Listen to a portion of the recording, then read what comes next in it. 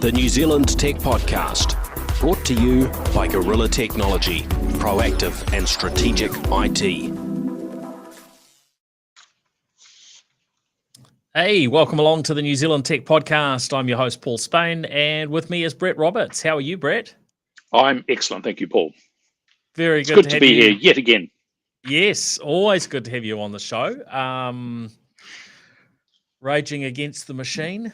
Machine learning, mate. Rage against the machine learning. Okay, I was trying to work out what I was missing on your T-shirt there. Maybe you can remind listeners where you fit into this big wide world of tech at the moment, or Yeah. I don't know. I've been in the NZ tech scene for a long time, a couple of decades and a bit probably. And right now, I'm having a lot of fun working with a government organisation called Callaghan Innovation, working in particular with software as a service companies. So helping create more of them, accelerate as many of them as we can, and get lots and lots of them to be huge and successful as quickly as possible. Fantastic.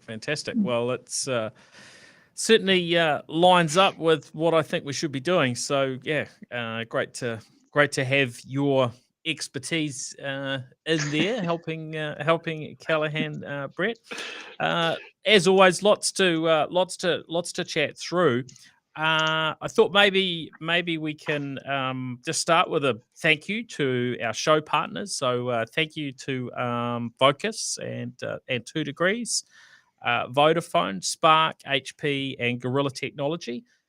Now, first up in the news stories was something that I came across in sort of global media, but I hadn't really crossed my radar, or certainly not recently. Is a company called Humble Bee Bio, a New Zealand company that seemed to be doing some really innovative work, and I'm struggling to describe it, Brett. So I'm wondering if you can have a go at sharing what they're up to with bees and creating this, what is understood to be a very remarkable bioplastic. So I will apologise in advance to the chairman of their board, Julia Chambers, who's a former colleague of mine at Callaghan, if I mangle this, which is highly likely. But my understanding is what they've done is identified a bee that, as part of its normal natural life cycle, creates a bioplastic for lining its hive. They've taken the genetic encoding of that within the bee and implanted that into a microbe of some sort, and basically they feed whatever it is that the microbes like to eat, probably Big Macs and stuff, and the microbe effectively excretes or creates this bioplastic, which is a similar process or way of methodology, I guess, that was used by LanzaTech for using genetically modified microbes to create methanol or ethanol, one or the other. Jet fuel was one of them. And companies like Perfect Day that are using the same sort of technology to get microbes to create milk, chemically identical milk without the need for cows. Pretty cool.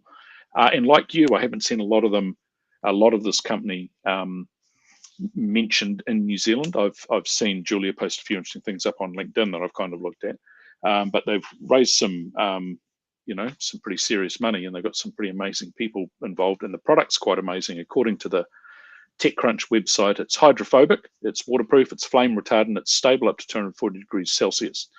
That's a pretty amazing thing for a bee to create, and even more amazing if they can scale this out without the need for all those bees.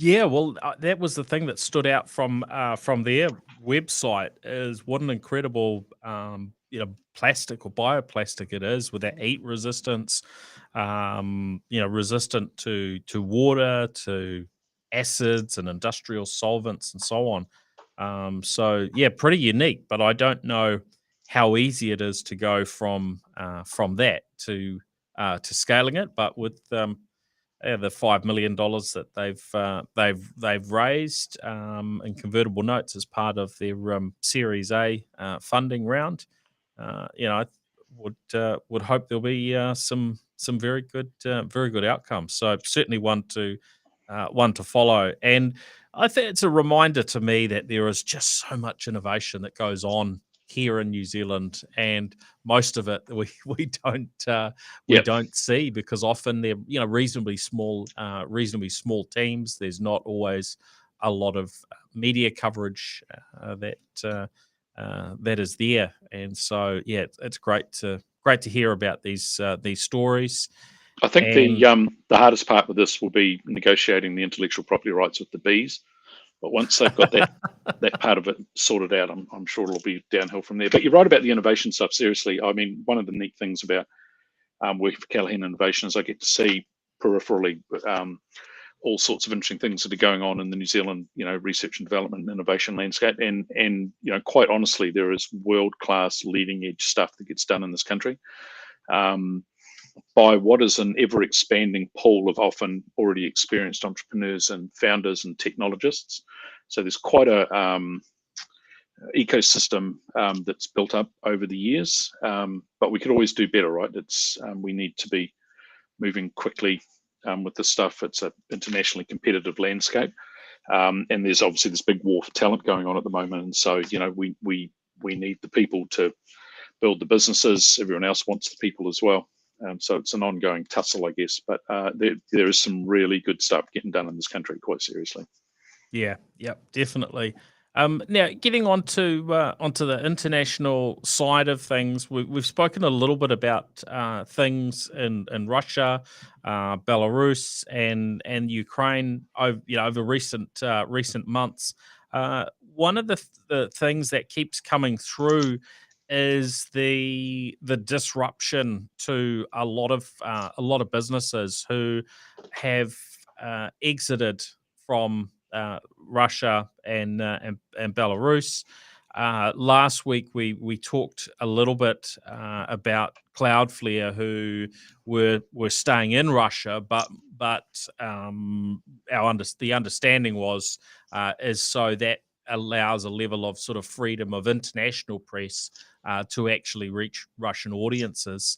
But I saw HP exiting, and it sounds like it's something that will lead to sort of $1 billion hit in their sales. So it is quite a disruptor. But when you look at the size of the Russian market, sort of in the scheme of it, it's generally a small percentages for most of these global businesses. But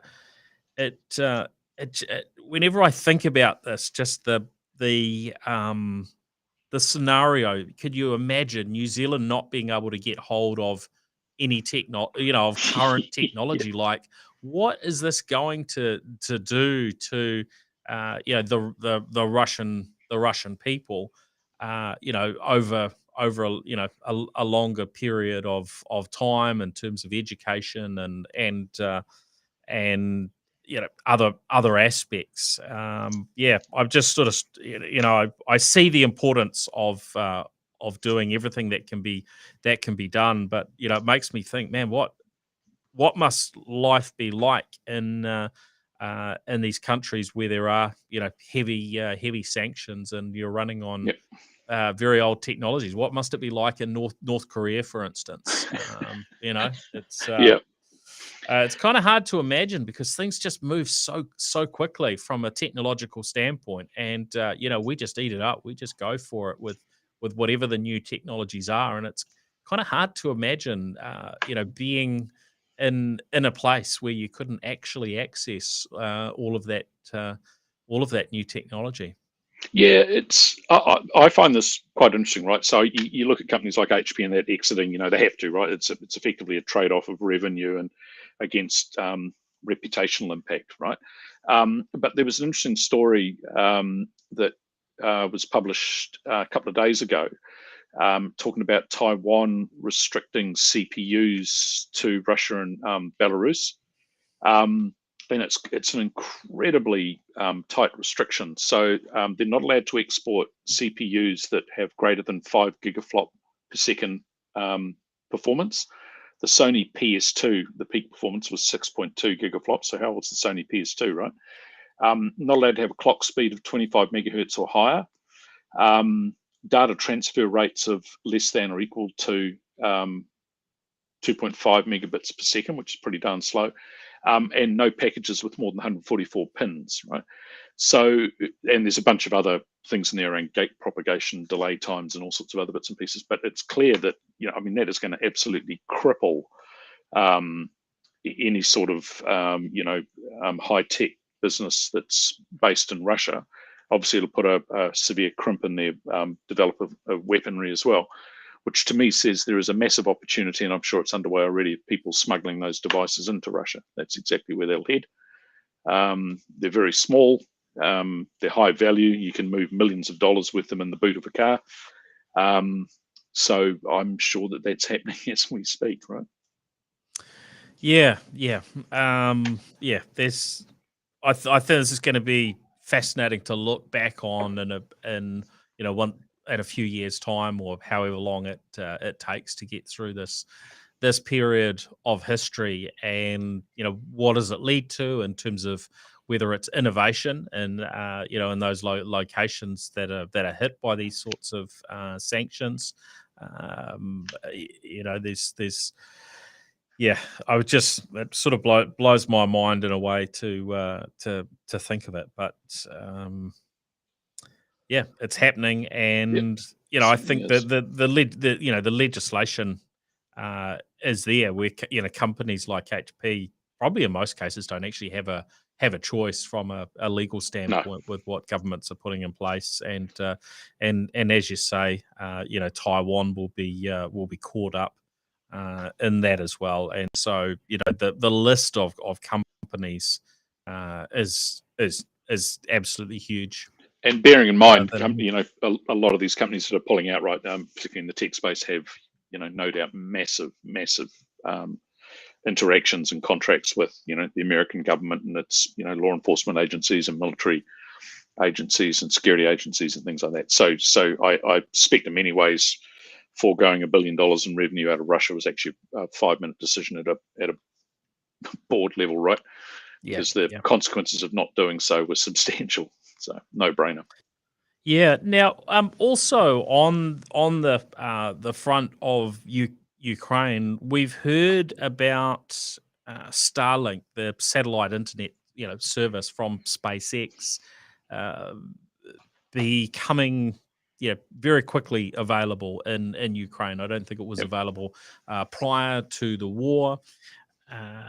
SpaceX and Elon Musk have pushed that forward. I think US government have probably funded a whole lot of these satellites, but that has created a new scenario that probably most of us wouldn't have spent a whole lot of time thinking about, which is the situation where now you've got the likes of Russia, China, and others who are looking at what's happened with the satellite communication, and no doubt wondering whether they can put a stop to it. And so, and we've seen little bits and pieces in recent years of one country or another doing something that disrupts, and in fact, I think SpaceX was even challenged about how close some of the Starlink satellites got to things that China were doing, and so on. So there's a real tussle starting in space as we go from having a relatively small number of satellites that are up there, performing a variety of functions, to where suddenly it's affordable for just about any business to do something in space if they're of a reasonable scale. And countries like New Zealand, that there wasn't much that we had as a country in terms of in space. You would maybe have a slice of a satellite being used by the likes of Sky, and varying things in place, but where actually the number of satellites, serving our little country is growing and growing very, very quickly. So I'm kind of curious how this whole thing will play out. It's another one of those areas where, in some ways, I don't want to think about it at all. What's the impact if the satellites that have gone up to deliver internet to those in remote locations were to get taken out by an unfriendly, party, shall we Actor. say? Yeah, look, Yeah. I think there's a whole lot of interesting things going on in here, right? So one is that whole massive constellation of satellites that Elon Musk wants to put up there for Starlink, which of course astronomers around the world are having conniptions about because of the damage to the night sky. I don't know if you've seen them going over, but and they have done some work to darken them, but they certainly, if you like taking long shots of the cosmos, that stuff is not your friend. Not ideal. Yeah. No, it's not ideal. The number of satellites that are going to go up is astronomical. I can't remember exactly how many, but it's many thousands. And there are also other competitors looking at doing the same thing. So I believe the Chinese government are doing something, and there will be others as well, because obviously this shifts the tables from if you're a Spark or a Vodafone or someone, to have a satellite-based, low latency, high bandwidth connection, kind of disrupts cell phone infrastructure and a whole lot of other things, right? So I think it's interesting from that perspective.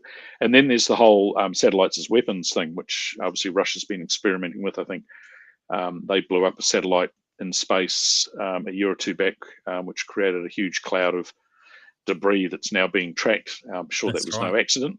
Yeah. And that's the stuff we're seeing, right? And of course, the stuff that we're seeing is only the scratching of the surface. There'll be a whole lot of other stuff going on in space as well. The other thing too, of course, is that these people using these technologies in places like Ukraine are they are UHF effectively radios. Those things are trackable and traceable, and so there is a very real element of people putting themselves in danger if they're using these types of things, right? It's not difficult to triangulate a radio signal. So look, I think the whole thing's fascinating. I mean, when I first saw Starlink, it was one of those, oh my gosh, what an incredible visionary idea, which is kind of what we've come to expect from Elon Musk. We can talk about Elon Musk later, but when it comes to visionary ideas, he's pretty good at visionary ideas, right? He's a dick, but he's pretty good with the visionary ideas. That is a brilliant idea and incredibly disruptive. And so I think the benefits of that can be substantial, but there are, without a doubt, some real downsides to it, particularly from that night sky perspective. But that's a lot of hardware to be sitting up there. They can deorbit them. I'm not sure if you're aware, 2,500 apparently at the moment. Yeah. Yeah. They can deorbit them if they're damaged or if non-functional, so they can actually take them out using an ion, I think a type of ion thruster, slow them down and drop them back into the atmosphere. The other thing they're looking at doing too is using lasers in space to communicate between them, right? That's the next step. So That's right. Yeah. Instead of bouncing signals back and forth around the globe, actually using laser to transmit up in space, which is absolutely incredible. So yeah, really interesting technology. I think what was interesting was just how fast they got them into Ukraine and what a difference it's made. And I'm sure Russia's very envious, and they won't be able to do much if they're not getting CPUs or if they're getting PS2 level CPUs. I think they might need something a little bit better to go and build Starlink systems with.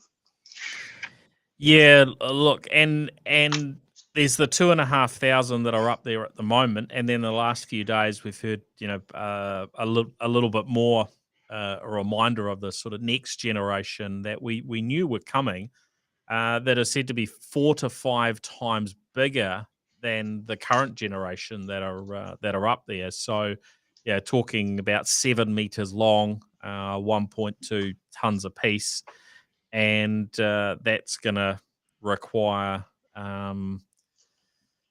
the new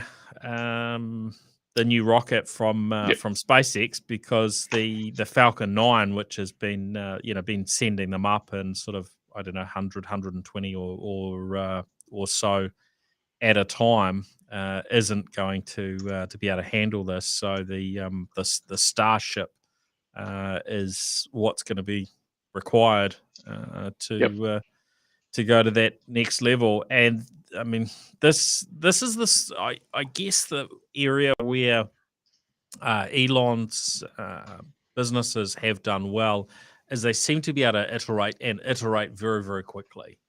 Yep. And so whilst the other players are, still mostly sort of talking about putting their constellations up there, and look, I know there's a few other players with satellites up, but there's certainly nobody that is anywhere near the 2,500 that they're at. I think the other ones I've noticed, probably not even 10% of the way, there to that sort of level of coverage, maybe even 1%. So at a very different level, and here we are, and they're getting ready to launch a whole new level of satellite. That CubeSat stuff is quite amazing, right? I mean, that whole democratization of getting satellites into space is just gobsmacking the pace at which it's happened. Someone told me a while back that because of Rocket Lab, New Zealand has the highest ratio of rocket scientists to the general population in the world. I don't know if that's true, but I tell Australians that on a regular basis. Anyway, it sounds pretty cool. Oh no, it's one of those stats you can pull off, right? You just look them in the eye and tell them. Yeah. But again, Peter Beck, a big part of his vision was the fact that these CubeSats, are going to absolutely open up space to so many people, and the relative cost of getting them up into space, is just orders of magnitude lower than it used to be, which is really, really exciting. But man, there's a lot of tin floating around up there, so I hope there's enough space for it. It seems to be quite large. I don't know, but Yeah. Coming back to New Zealand, I was invited up to SailGP Technologies in Warkworth last week, and got to spend a bit of time with some of the team up there, and it was fascinating. Peter Burling and Blair Turk were up there. Yep.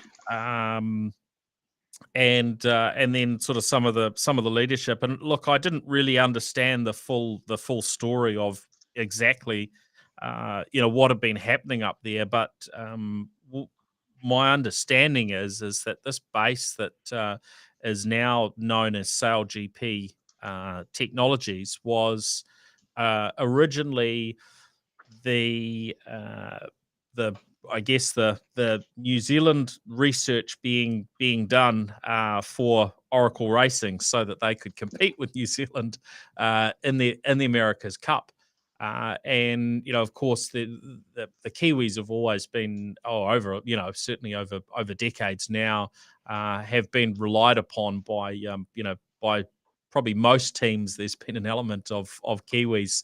Certainly, if there's any winning going on, there's usually been Kiwis involved, and so this had been the base that Sir Russell Coates and the Oracle team had been using. But what's changed is they've moved this from a internally focused entity that was focused on just producing technology to try and beat Team New Zealand, to an externally focused entity. And so we got to go through and see some of the impressive tech that was in there. And it was highlighted that SpaceX is now one of their customers. So there was a space in there where you could imagine a rocket fuselage could be put together, and all sorts of things going on. And we didn't get to see any of the confidential stuff like what they're doing with Rocket Lab. But did I just say SpaceX before? Anyway, Rocket Lab is a customer, not SpaceX that I'm aware of. But and of course they've been experts. When we look at the America's Cup teams, in working with with varying materials that cross over with rocket lab in terms of uh, the likes of what are we talking about there? I'm trying to Carbon fiber technologies and all that sort of. carbon fiber, yeah. Yep. So that was quite fascinating, and also some of the metals that they've worked with, and so yeah, seeing all the different sort of tech and machines and so on was really interesting. But now they're focused on very much sort of export opportunities and serving a global audience. So yeah, really great to see this change. And yes, I'm sure it's probably largely just employing Kiwis rather than it being a New Zealand entity, because it does sit under Oracle Racing, but it positions New Zealand in a good way, and there's an opportunity, I think, for them to work with all sorts of sectors well beyond the sailing world. So yeah, I'll be quite fascinated to see the sorts of things that they end up doing in the years ahead. If you think about what's happening in all of these spaces, right? There's some quite interesting kind of coming together of technologies. So I remember when I was at Air New Zealand, for example. So when did I leave Air New Zealand? Early 90s, right? I was an aircraft engineer, and carbon fiber technology was like at the bleeding edge of materials technology. It was difficult to use, and there weren't many experts, and people were still trying to figure it out. These days, you can, people can go and buy carbon fiber and do carbon fibery things for themselves. You think about the 3D printing, using titanium for 3D printing, or what's the other metal they use for the rocket engines, right? Now, once upon a time, 3D printing in metals was I'm going to say it anyway, rocket science.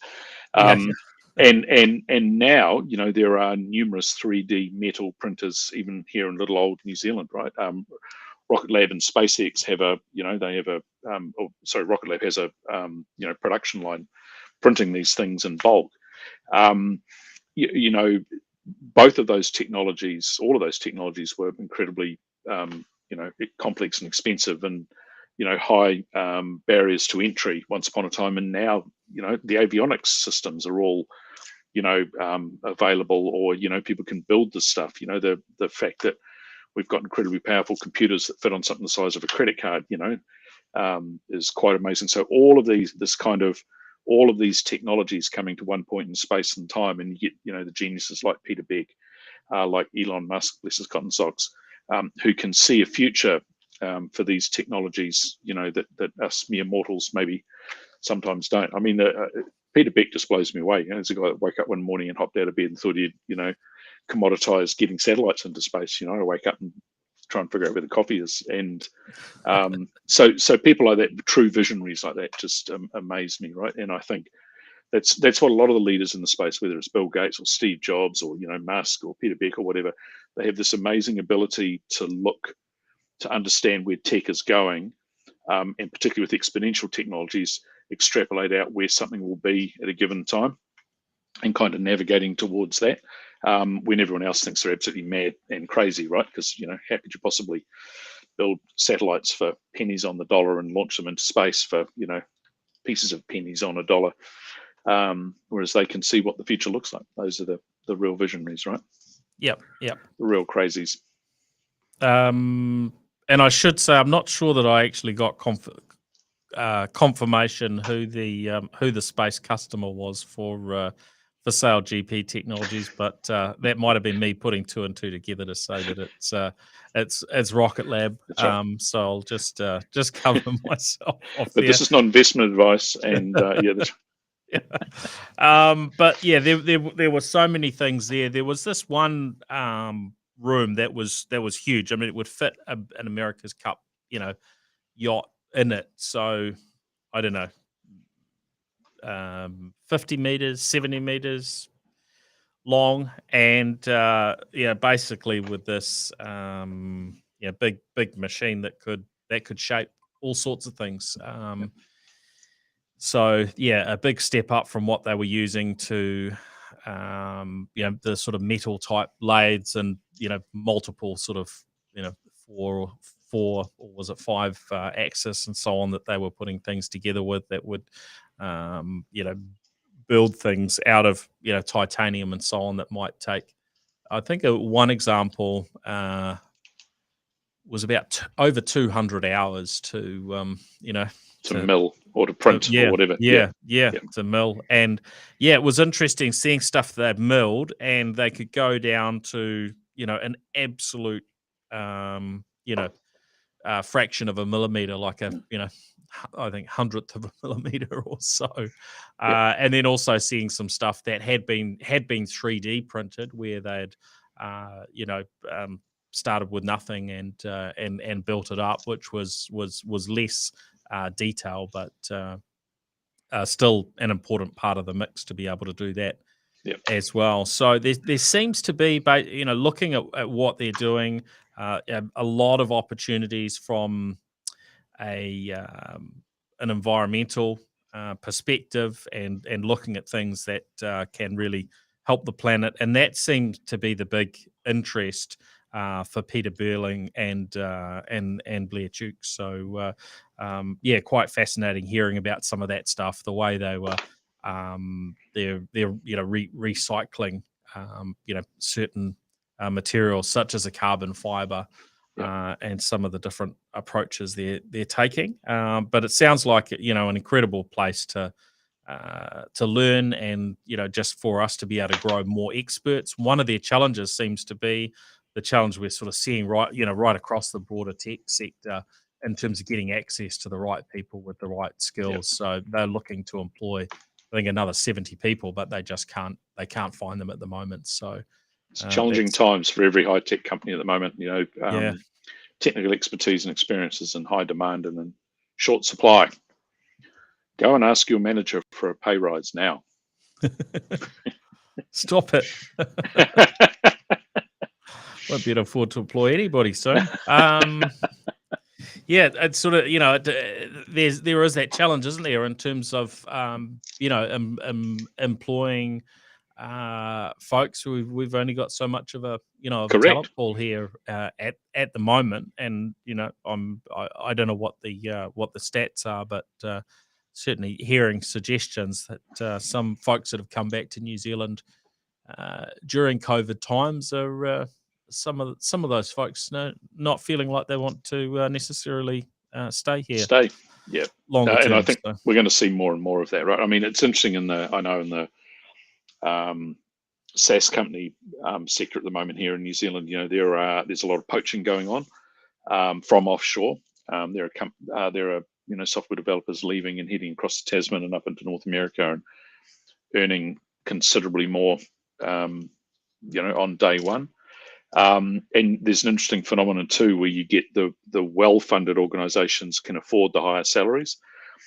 Those who aren't necessarily at the same stage in their journey or as well-funded, therefore, kind of get to choose from the B pool of talent, and you kind of get this double whammy effect of, some companies have got the A talent and other companies have the B talent, which kind of opens up something of a gap. So there are a lot of challenges in that space, in the talent space at the moment. And to be perfectly frank, I think New Zealand tech sector has never done a particularly good job of attracting people into the sector. I did a presentation years ago at Westlake Girls High School and asked how many of the people there were looking at getting into the tech sector, and a bunch of hands went up. And then I asked how many of them were going to be accountants, and it was about 5x. So I just about burst into tears. So, it's not a sector that's done to date a particularly good job of attracting talent into it. And I think we're really starting to see the downside of that now, the impact of that now. We need to do things better and smarter and faster, without a doubt. Don't get me started. Oh, too late, you did. Now, other things, there's a bit we can jump into a bit more on the sort of the space side. Tesla sort of, caught some attention, while Elon Musk with his comments about a return to work situation, which I see some companies keen to take advantage of. I saw Atlassian putting some things out there, saying, "Hey, if you want to leave Tesla and work remotely, then come and work for us." Yeah, it's a fascinating scenario, and look, from an outside perspective, you only see certain bits and pieces. But one of the things that I'm hearing more and more is from organisations who are really appreciating the move back into. Oh, we have Is that a fire alarm? bit of a fire alarm going on here. There's no such thing as a bit of a fire alarm, Paul. It's either a fire alarm or there is no fire alarm. Well, apparently there was one earlier on the day while I wasn't here, but this one's keeping going. So we may have to wrap up, and we'll come back on these topics a little bit later. So thanks everyone for joining us.